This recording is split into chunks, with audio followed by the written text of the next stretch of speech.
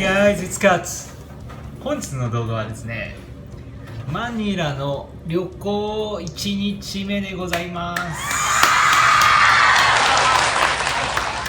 実はもうマニラに到着してて、今日初日泊まるもうホテルに今いるんですけど、ここが初日泊まるホテルなんですけど、でそこで今動画撮ってるんですけど、はい、今日ですね、今日からマニラの旅行ですね。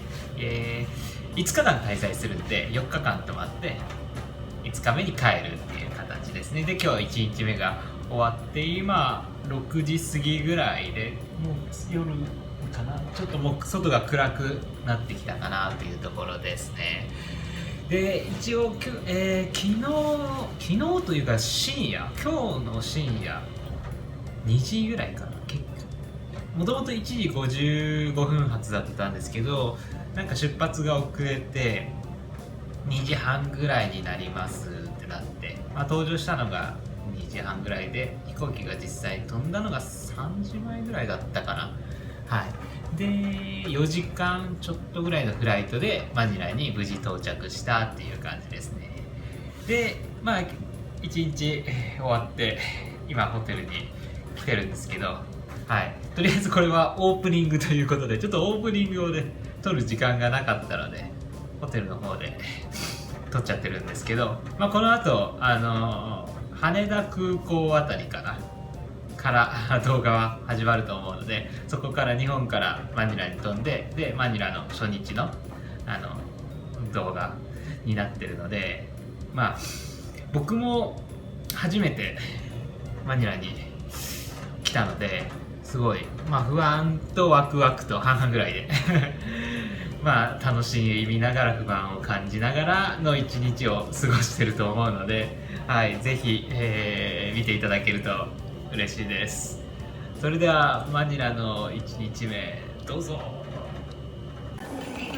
僕が乗るマニラ行きの便は1時55分発なんですけど、横に2時25分になってます。少し遅れてますね。時間があるんで展望デッキに行きたいと思います。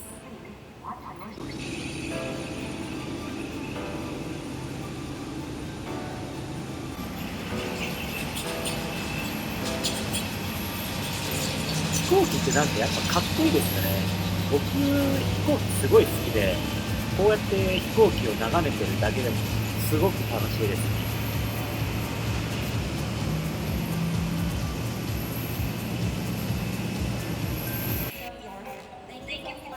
お腹が空いたんで吉野家に行きたいと思います。紅生姜は多めです。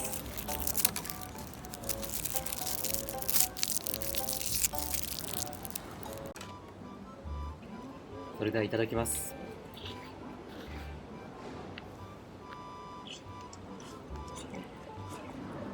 美味しい。吉野家久しぶりに食べましたけど美味しいですね。僕普段すき家とか松屋とか食べることが多いんですけど、吉野家も美味しいですね。海外に行ったら牛丼を食べる機会もなかなかないと思うので、今この瞬間をかみしめています。それではしばらく食没の時間とさせてもらいます。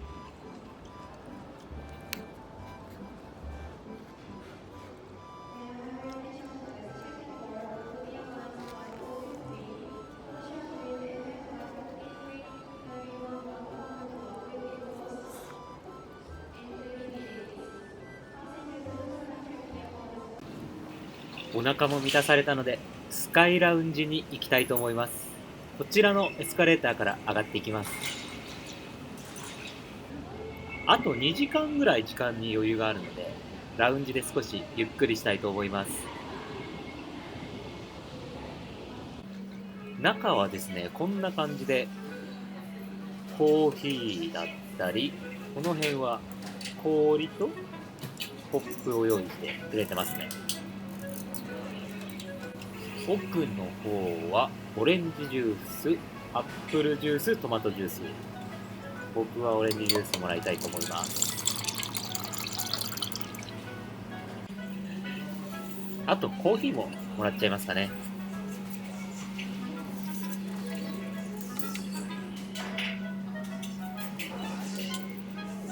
アイスコーヒーよし。音がいいですね。なんかこの音結構僕好きです。ちなみにスカイラウンジの飲み物は全て無料となっています。スカイラウンジに入るのにお金はかかるんですけど、特定のクレジットカードを持っている人であればお金はかからず中に入れるので、僕も中にはタダで入ってるので、この辺のコーヒーとオレンジジュースと全て無料でいただけてます。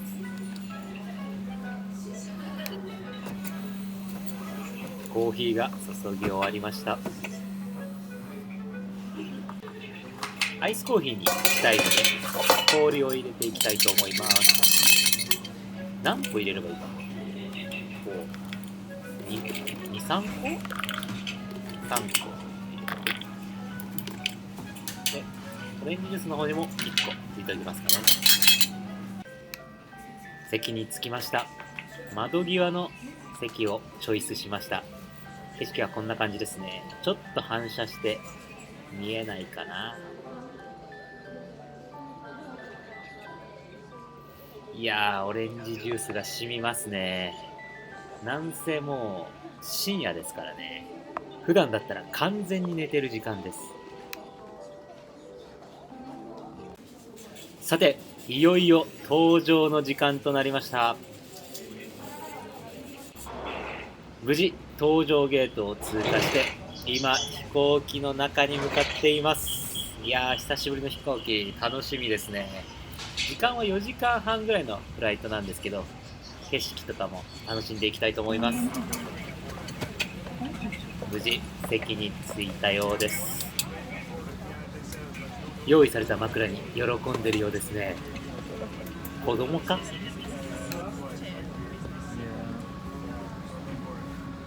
いやー、久しぶりのフライト楽しみです。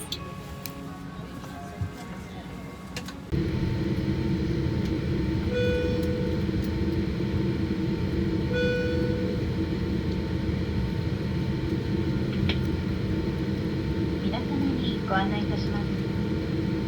この飛行機は間もなく離陸いたします。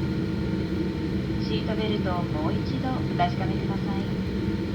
また座席の背もたれ、テーブル、足置き、個人用画面、コントローラー、カップホルダーを元の位置にお戻しください。Attention all passengers. We will be taking off shortly. Please make sure that your seatbelt is securely fastened. Also, please return your seat back, table, footrest, personal TV set, controller, and cup holder to their original positions. Thank you.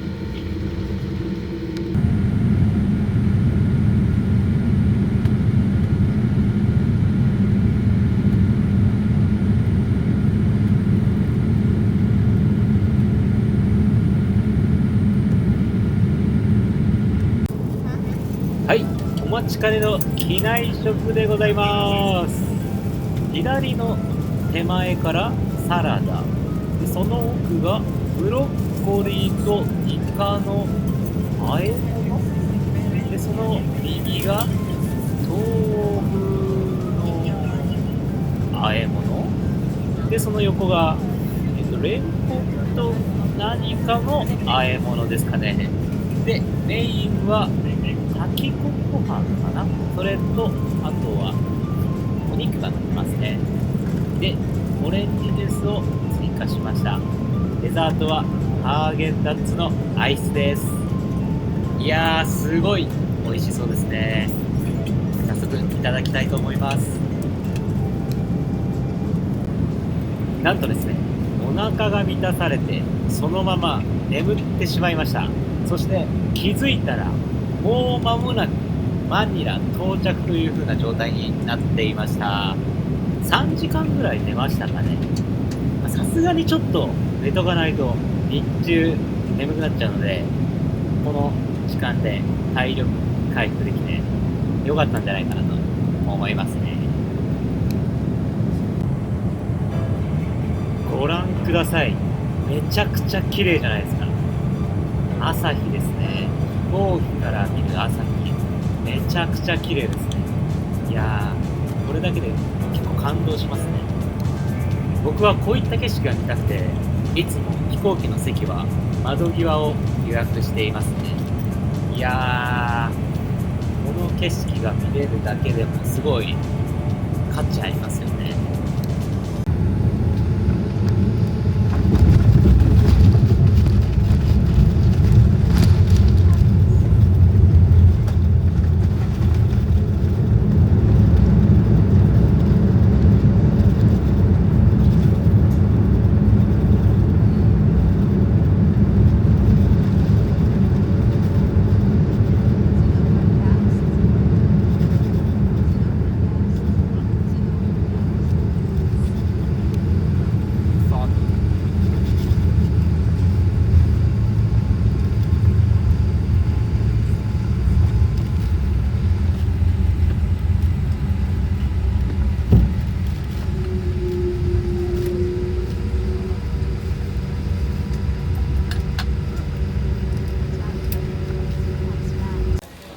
無事到着しました。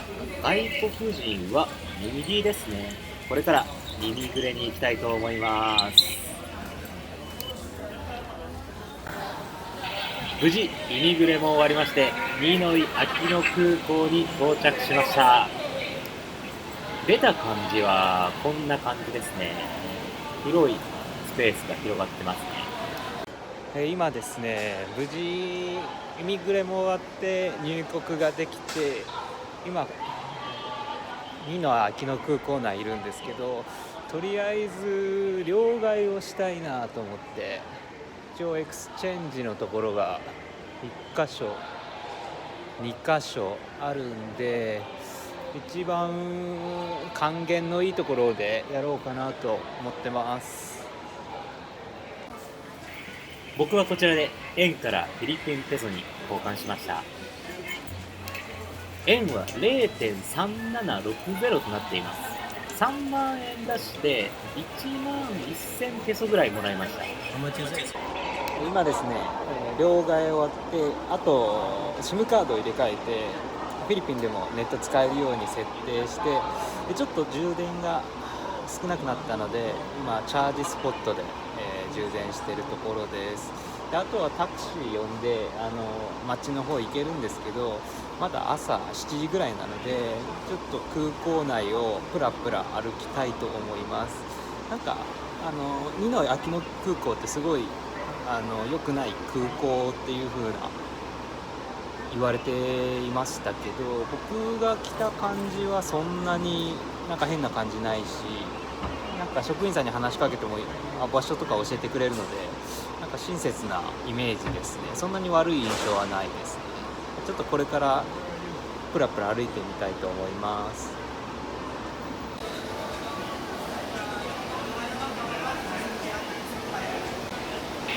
そうですよね、今バスケのワールドカップやってるんですよね。そしてこのワールドカップが僕に与える影響を、僕はこの時点では全く分かっていませんでした。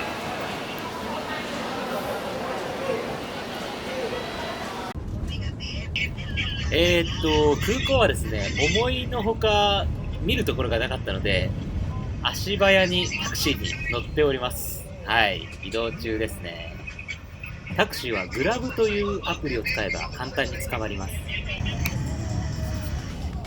空港から市街地までの道のりです。運転手さんはずっと誰かと喋ってました。僕の方には民家ですかね、お家が何個か建ってますね。道路はですね、割と広いですね。ただ車の量と、あとバイクの量も多いので、割と混雑してました。こちらがマカティスクエアの入り口です。今ですね、マカティ市内の、シネマスクエアっていうところでタクシーに降ろしてもらったんですけど、今8時半なんですけど、開くのが10時からっていうので、ちょっとこの辺をプラプラしたいと思うんですけど、車の量がちょっと多すぎて、ちちょっと怖いんですよね。あとバイクとかもすごい多くて、なんか朝のラッシュなんですかね。こっちはちょうど出勤の時間とかなんですかね。なんかすごい多いですね。ちょっとプラプラ歩いて、さっきマックとかがあったんで、ちょっと疲れたらそこで休憩とかして、10時になったらシネマスクエア行こうかなとは思ってます。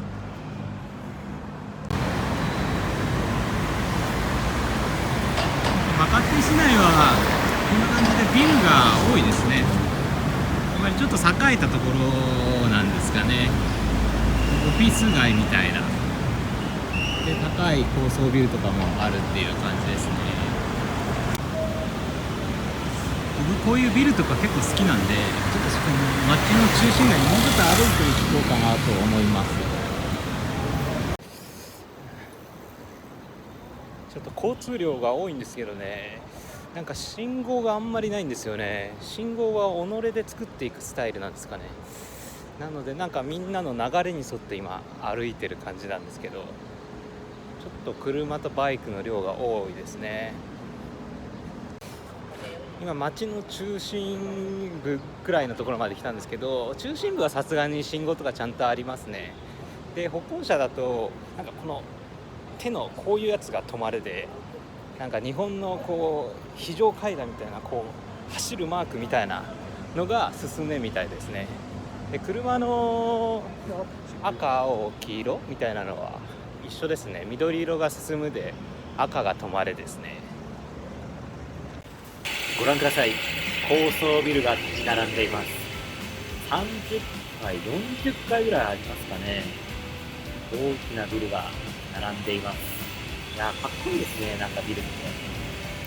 おそらくこの辺はオフィス街になってるんじゃないかなと思います。お仕事されてるような方がたくさんいらっしゃったので、おそらくそうだと思います。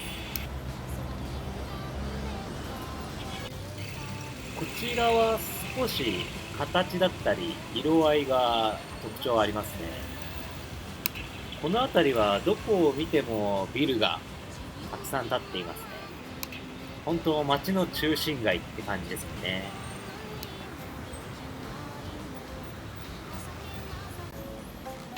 おしゃれなアートゾーンに来ました。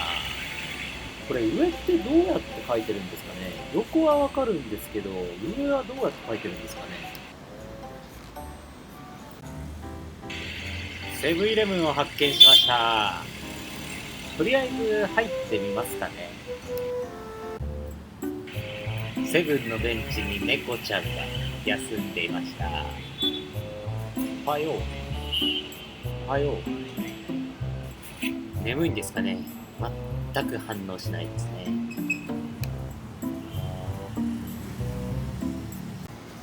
店の中はこんな感じです。商品がずらーっと並べられてます。この辺はチョコですかね。あ、こちらはドリンクが買えます。自分で装うんですよね。ちょっと買わなかったので、どうやってやるかわかんないですね。こちらもこの商品が品揃えはいいですね。じゃこちらは食材ですかね。ミントが缶とか食材が並んでいます。良さげの公園を発見しました。とりあえず入ってみますかね。入り口はすごいですね。草木がいっぱいありますね。ちょうど日陰になっていい感じですね。だいぶ暑さを軽減できますね、これで。なかなか広いですね。とりあえず奥行ってみますか。散歩に来てる人がいましたね。地元の人ですかね。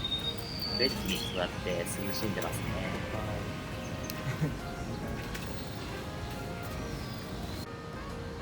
ほんと木がいっぱいあっていいですね。この葉っぱのおかげで日陰がいっぱいできてすごく涼しいです。日陰に入ると一気に体感温度下がるんですよね。なんかこの公園はかすごい木に覆われてて、で木がすごい高くて、で上の方に葉っぱがすごいあるんで、全体的に日陰になってるんですね。で今日すごい暑いので、なんかみんなこの公園で涼んでるみたいですね。なんかベンチが、僕も今座ってるんですけど、なんかベンチにみんな座って涼んでますね。今日なんかフィリピンすごい天気がいいです。ちょっと暑いぐらいですね。でこの近くにもうちょっと大きい公園があるので、そこまでちょっと歩いてみようかなと思います。じゃあ行ってきます。なんか公園を目指してきたんですけど、なんか公園はあるんですけど、なんか誰も中に入ってないので、今はちょっとなんかもしかしたら入れないのかもしれません。なんか清掃の人だけが入ってなんか掃除をしてますね。ただなんかこの歩道のところもすごいなんか草木が生い茂ってて、なんかすごいいい感じなんで、ちょっと映しますね。こんな感じですね。なんかちょっとジブリっぽいですね、世界観が。なんか本当に木が結構高いところまであって、歩道が全部木の葉っぱで覆われてますね。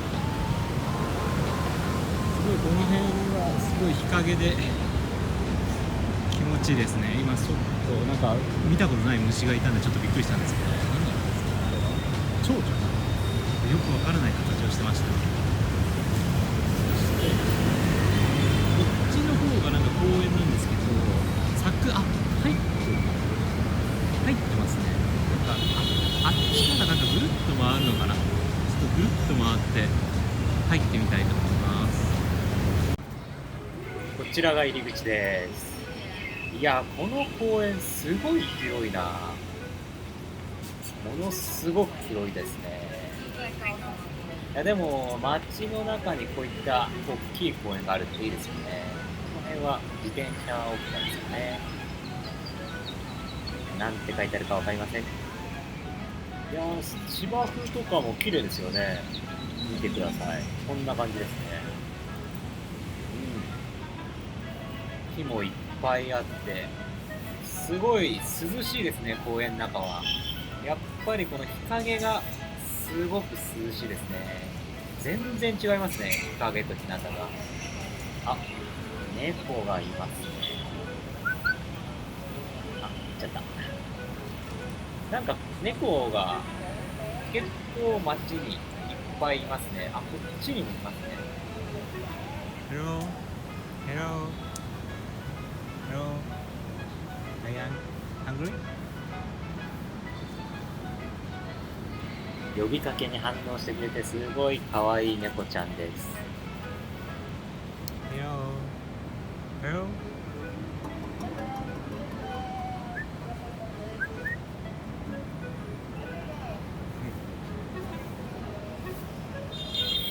こちらは道路の方ですね。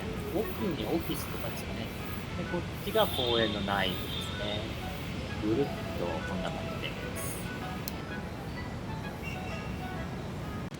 ここすごいいい感じの公園ですね。すごい都心のど真ん中ぐらいにあるんですけど、大きい公園がドーンってあって、芝生とかもすごい整備されてて、すごい綺麗な公園ですね。ですごい広いですね。そして僕今ベンチに座ってるんですけど、隣にこの子が来ました。い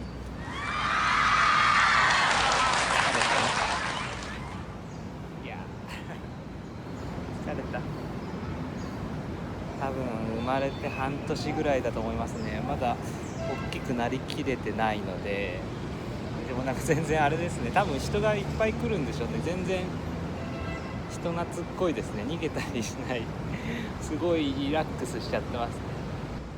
変な感じでいい感じの公園ですね。ここはすごい気に入りました急に楽譜が遠くなりましたね。彼は一体何をしてるんだ。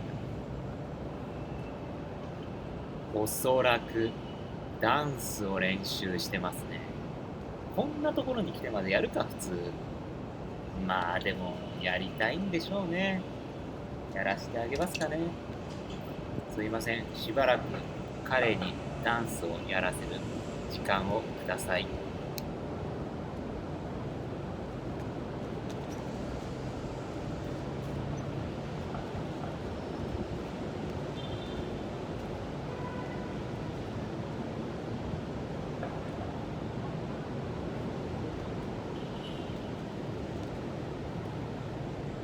いや、長い長い。どんだけこの動画見せられんねん。もういいです。お腹いっぱいです。大丈夫です。はい、終わり。はい、はい、うまい。はい、オッケー。はいよ。はい、おしまい。はい、おしまいね。はい、終わりよ。今ちょっと外でダンス練習したんですけど、やっぱちょっと汗がやばいですね。いやーちょっと外暑いんで、こんな時にダンスなんかしたらそりゃ汗めっちゃ出ますよねって話なんですけど、やっぱすごい気持ちよかったです。なんかランニングしてる人とかもいて、やっぱ天気良くて公園に来るとなんかそういう風にトレーニング的なのやっぱみんなしたくなりますよねっていう流れでちょっとダンスを練習しちゃいましたが、ちょっと疲れたんでこれからショッピングモールに行きたいと思います。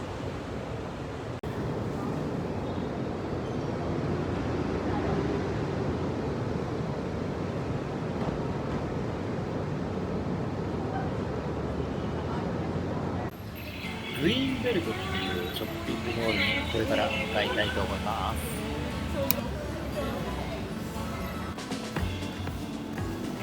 中に入ってきました。中はこんな感じですね。ペッパーランチあります。全体的に綺麗な店内となっています。そして広いですね。お店がいっぱいあります。中は涼しいです。とりあえずプラプラ歩いてみたいと思います。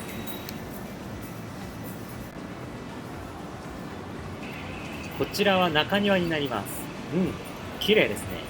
そしてこちらの中庭には教会があるんですけど、実は後日こちらの教会に戻ってくることになるんです。今ですね、グリーンベルト内に入ったんですけど、グリーンベルト5って書いてあったんで、1とか2とか3とか4もあるのかなっていう、なんか5号館みたいな感じで分かれてるんですかね。なんか中はもう本当に広いショッピングモールって感じですね。なんか高級ブランドとか服とかレストランとかいろいろ入ってる感じですね。とりあえず広いですね。そして中すごい涼しいですね外が暑いだけになんかすごくこの涼しさの恩恵をすごい受けてます。この辺は多分レストラン街ですね。なんか接客されましたけどちょっとよく分かんなかったですね。一風堂、一風堂なんてありました。一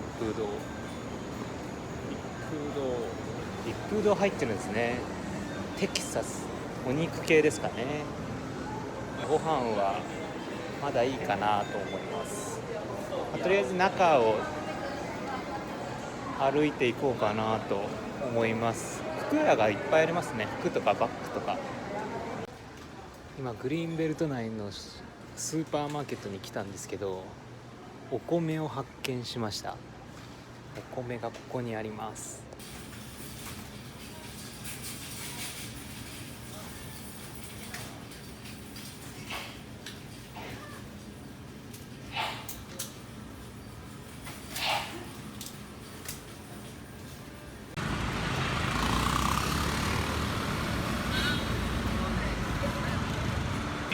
だいぶ歩いたので、こちらのスターバックスで少し休みたいと思います。スタバは結構いろんなところにありましたね。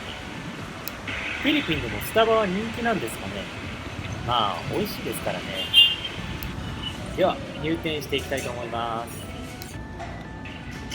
めちゃくちゃうまそうな並びしてますね。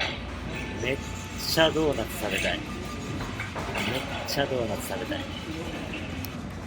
ただフラペチーノ飲みたいので甘いになっちゃうんで、とりあえず今は我慢します。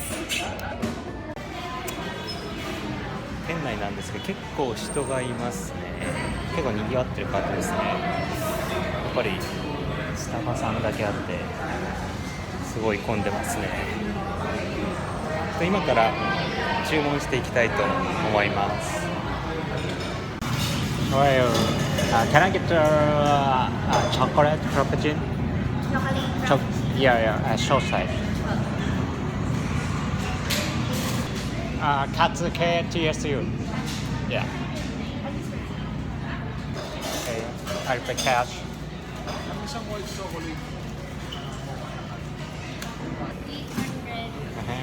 Thank you. Thank you.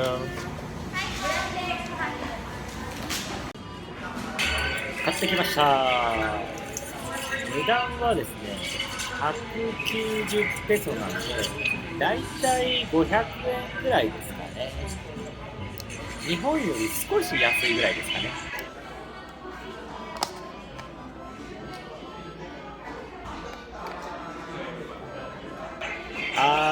めちゃくちゃうまい。めちゃくちゃうまい。外暑くて結構歩いたんでめっちゃうまいです。最高ですね、今この瞬間。いやー最高。それ以外の言葉はないですね。毎日これぐらいゆっくりできたらいいんですけどね、まあ無理ですよね。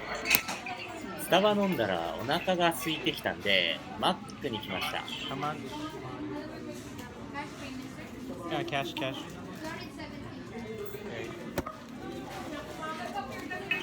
支払いはクレジットでもできるんですけど、お金余っちゃってもしょうがないので、とりあえずここではキャッシュで払ってますね。あとはお金の受け取りとかしたいので、練習じゃないですけど、あえてキャッシュで払ってます。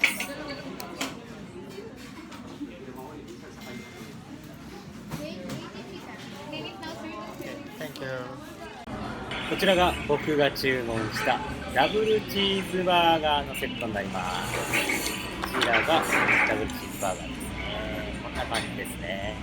はい。こんな感じで、中にはチーズ入ってる。で、飲み物が結構なみなみついてくれてますね。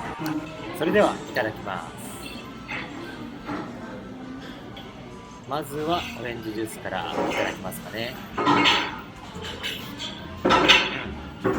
美味しいですね。続いてはダブルチーズバーガーいきますか。こんな感じの断面してます。じゃあいただきます。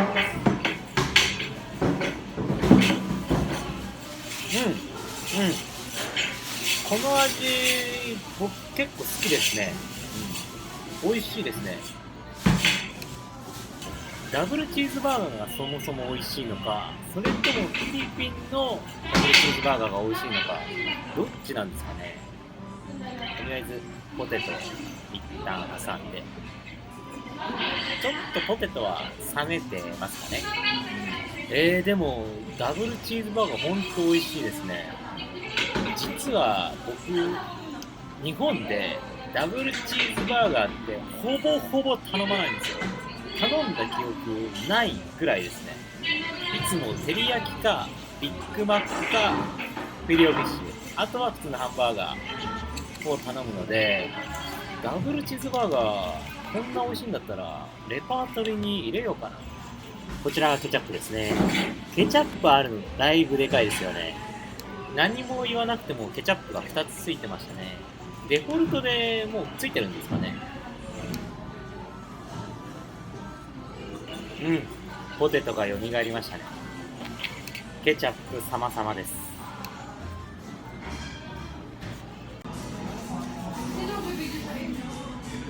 ごちそうさまでした。美味しくいただきました。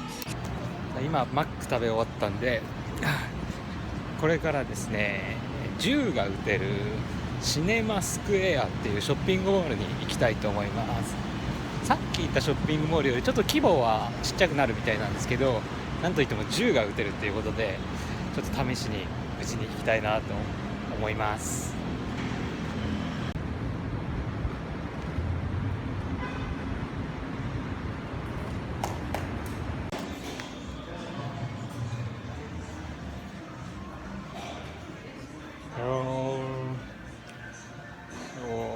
Excuse me, where's the shooting? Jetro, sir, before you exit. Exiting. Thank you. 入るところ間違えちゃいましたね。こちらが銃が撃てるお店となっています。それでは入っていきたいと思います。こちらの中から自分が撃ちたい銃を選べます。2000 pass? 2000. Okay. 実際の席はマンツーマンの打ち方を教えてもらいます。こちらは人生で初めて銃を撃った瞬間です。 Oh, a little bit lower. Look again, look again, alright? Okay. 実際の銃の音はすごい大きいです。あと撃った後の反動もかなり強いです。 Good shooting. More power? Yes. This one, Relax. relax. Set. Right alignment, huh? Right your leg straight your hand. Look here. 1, 2, 3, okay? 1, 2, Lean forward. Your sighting is there. Okay, fine. Like this. A little bit lower, okay? Okay. Up, down, left, right. Okay? Okay. いやー、やっぱり銃を撃つってなかなかの緊張感ですね。でもすごいいい経験ができました。 Number 1. 今日泊まるホテルに到着しました。この後ろにあるホテルが今日泊まるホテルになります。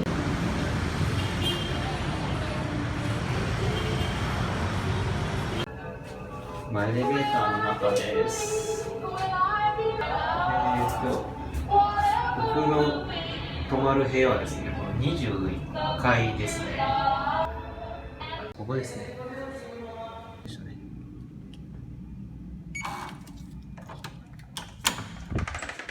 来ました。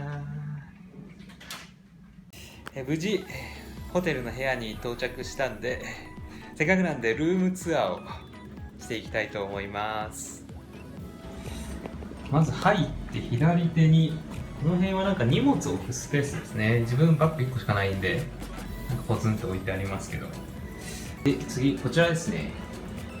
お水が用意されてますね。ホテル名とプラス2つですね。で缶切りとこれかな、なんかお酒とか頼めるのかな。コカ・コーラ、スプライト、サンミールライトは、なんかドリンクも注文できるよ的な感じですね。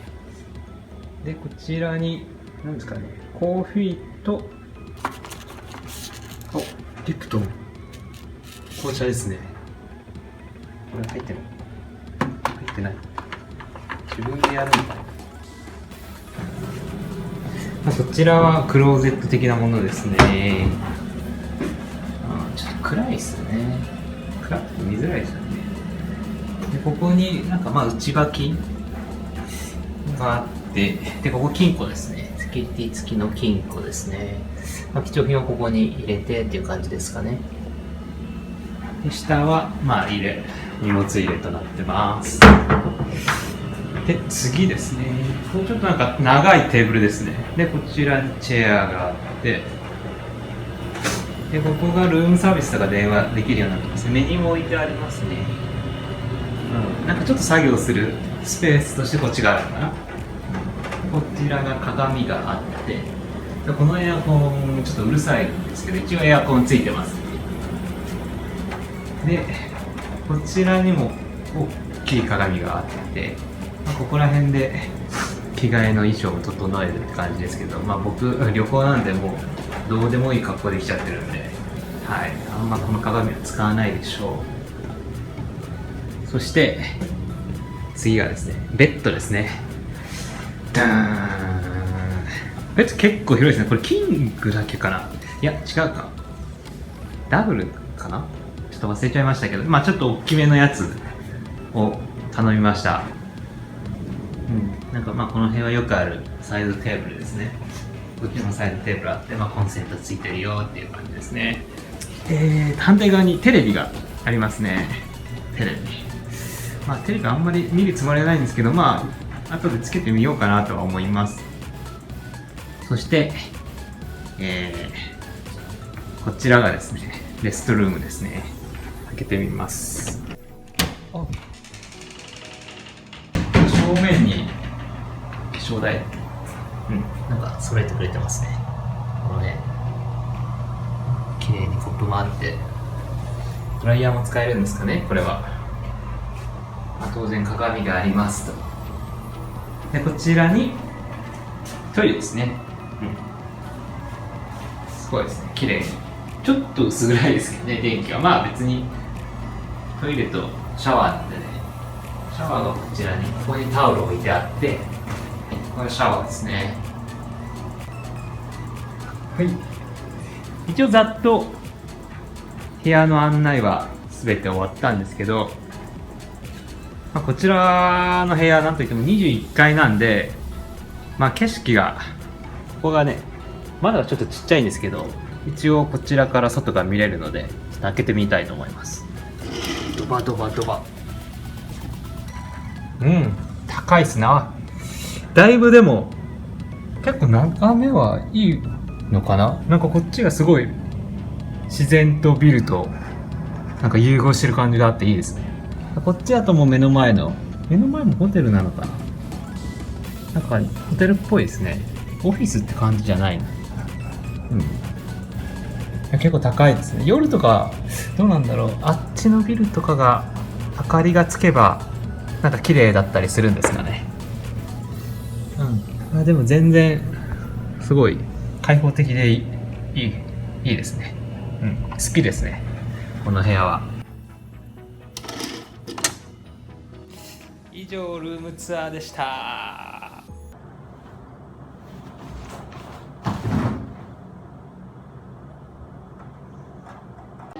お腹が空いたんでホテルの中のレストランに来ました。こちらはですね、カルボナーラでございます。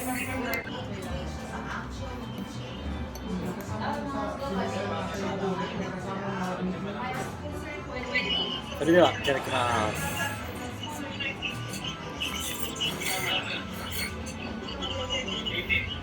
衝撃的なうまさ。このカルボナーラめちゃくちゃうまい。めっちゃうまい。どういう風に作ってるんだろう。めちゃくちゃうまいです。ほんとやばいです。大満足の食事でした。ごちそうさまでした。今ですね、甘いものを食べたくてちょっと今セブンに買い出しに来たんですけど、なんか結構カオスな状況、カオスってまではないか、なんか外結構クラブミュージックみたいな流れてて、若い子とか外に出歩いてるって感じですね。結構どっちかっていうとどうなんですかね、こっちの文化でいうクラブっていうのはそんなに僕らでいう日本でいう飲みぐらいなのか、それともちょっと僕らが想像するようなちょっと悪めの感じ、悪めって言ってもあれですけど、どうなのかなって感じですね。相変わらず車の量とバイクの量が多いんで、ちょっと気をつけながら歩かないとちょっと引かれちゃったらやばいんで、そんな乱暴な運転してるわけじゃないんですけど、ちょっと数が多いって感じですね。なんかちょっと日本人が前にいますねがっつり日本語、久しぶりに日本語聞いたわいや、ここ渡ったらもうホテルなんで、ホテルでこのなんかチョコのパンを食べたいと思います。はい、ということでマニラの1日目が終わりました。いや疲れましたね。なんせ深夜でしたから、出発がほぼほぼ寝てなくて、はいちょっと久しぶりのフライトっていうのもあってドキドキしてたっていうのもあるので、飛行機の中で2時間寝た3時間も寝てない、3時間ぐらい寝たのかな、2,3 時間寝て、マニラに朝着いて、1日ずっと活動してたっていう感じなので、今ですね、超絶眠いですはい。で一日終えてみて、いろいろ行ったんですけど、主にショッピングモールを中心に行ったんですけど、店どこよりも、マニラ初めてで、治安どうかなっていう風な、人とかどうかなっていう風の思いながら来たんですけど、僕ののイメージはすごくいいですね。なんかみんな優しく親切にしてくれましたし、怖い思いも全然してないですし、はい、空港最初着いた時もグラブっていうタクシー呼んだんですけど、ちょっと空港なんでいろいろやっぱり混雑するじゃないですか。そしたらなんか若い男の警備員の人が持ってきてくれて、タクシー待ってんのって言われて、あ、そうですって言ったらなんか電話してくれて、タクシーの人に、で今彼ここにいるから来てあげてみたいな感じで呼んでくれたりしました。だからなんかすごい親切ですね。はい、うん。で僕ちょこちょこその街中で動画とか撮ってるじゃないですか。で動画撮ってると通行人とかいっぱいいるじゃないですか。その人たち待ってくれちゃってたりするんですよね。前撮ったら悪いなみたいな感じで。だからなんかすごい人柄はまあいいんじゃないかなって。まあもちろん人によるっていうのはまあ大前提として、だからベースとしてのフィリピンの方々っていうのはまあすごく親切なんじゃないかなっていうふうに初日を終えては思ってますね。なので僕すごく今のところフィリピン好印象ですごいまた来たいなっていう感じですねはい。で1日目まあいろいろショッピングモールとか行ったんですけど、そうですね、まあなんかマカティっていう、まあ、ちょっと都市部というかちょっとビルとか多くて、まあ、経済の中心みたいな街なんですかね。はい、多分オフィスワーカーさんとかもいっぱいいたし、うん、なんか割と綺麗な街でまあ整った街って感じでしたね。スタバとかいろいろお店もいっぱいありましたし、うん、ただその分ちょっと交通量やっぱり多いかなって思いますね。はい、車、バイクがすごいですね。クラクションずっと鳴ってるって感じですね。なんかなんだろうな、こっちでいうクラクション危ないよっていうよりかはなんていうんですかね、こうトントンくらいのクラクションがずっと鳴ってるっていう感じですね。まあ距離感はすごい近いですね。はい、車とバイクのでその中で人も入ってくるんでなんかすごい近いですね。はい事故りそうでちょっと怖いんですけど、多分でもそれに慣れてるのか、みんなこっちの人運転がまあギリギリでも全然当たんないので、はい、まあそれに慣れててうまいんだと思います。皆さんの現地の人の運転が。はい。でグラブのタクシー使っていろいろ移動したんですけど、あれすごいいいですね。金額ももう確定してますし、もう行き先も入力してそれにもうコードで伝えることもしないでいいので、一応伝えてるんですけど、知ってるよみたいな感じではい合図されるので、で僕クレジットカード登録してるので、そこでクレジットカードでその分だけ落としてくれるので、なんか変に高く請求されるってこともないですし、まあ、すごく便利かなって思いますね。はい。バスとか電車とか使ったら金額的にはきっと安いんでしょうけど、まあタクシーの方が全然、時間的にもうすぐ来てくれるので、全然タクシー使っちゃっていいかなっていうふうに思いますね。はい。で、ショッピングモールは、大きいところ1個行ったんですけど、まあ広かったですね。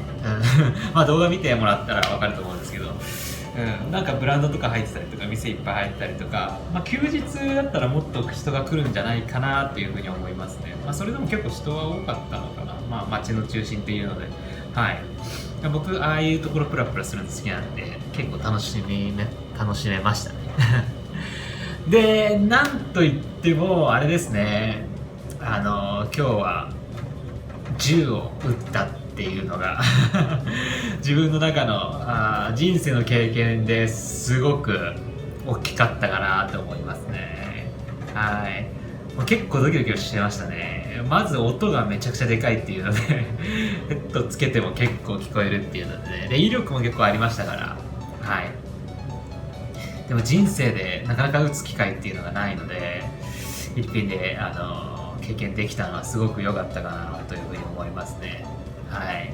まあできれば一緒のうちになんか使うってことはないで終えたいとは思うんですけど、まあなんともね言えないので、どうなるかわからないので、日本も、はい、だからまあそのためではないですけど、まあ経験できたのはすごく僕個人としてはいい経験だったなっていうふうに思うので、ぜひフィリピンに来た際には興味がある方はやってみてもいいんじゃないかなと思います。はい、じゃあまあこんな感じで1日目はまあ無事終わったっていうことで、それでは次の2日目の動画でお会いしましょう。バイバイ。